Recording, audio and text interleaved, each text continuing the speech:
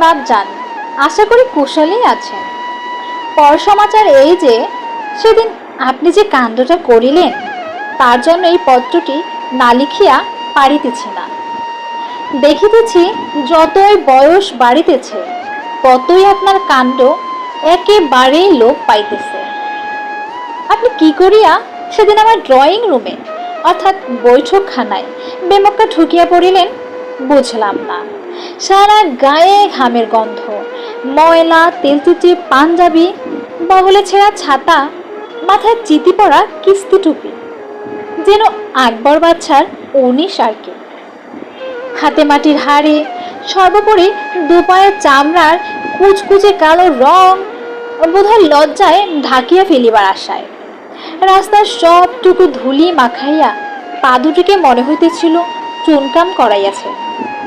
কি লজ্জা!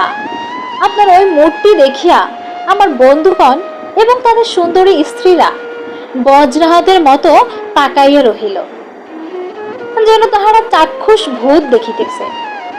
আর আমার অবস্থাটা একবার ভাবিয়া দেখুন, মান সম্মান মর্যাদা সব জাহান নামে গেল। তাও না হয় আপনি যদি দয়া করিয়া একটু চুপ থাকিতেন, তবু একটা কথা ছিল।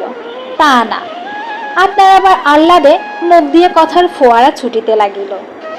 বাবা কেমন আছো? বৌমা কোথায়? বলি হারে, ভাগ্যিস সেই মুহূর্তে ও সেখানে ছিল না। থাকিলে সে বেচারি হার্ট অ্যাটাক হইয়া যাইত। সে তো আবার হঠাৎ কোনো খারাপ দৃশ্য মোটেই সহ্য করিতে পারে না। বড় কোমল হৃদয়ের মানুষ কিনা। বাপজান, তোমাকে সাবধান করিয়া দিতেছি, আর যাই করো এইভাবে আমাকে ডুবাইও না।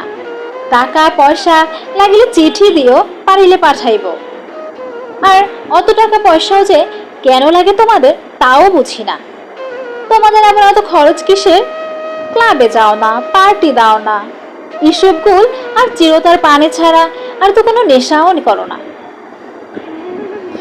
এইটুকু পড়িয়া দরিদ্র স্কুল মাস্টার পিতা আনমনে বলিয়া উঠিলেন, না না, ভুল বললি রে বাবা, নেশা একটা আছে, বড় পুরনো নেশা, কিছুতেই ছাড়িতে পারি না সেই নেশা।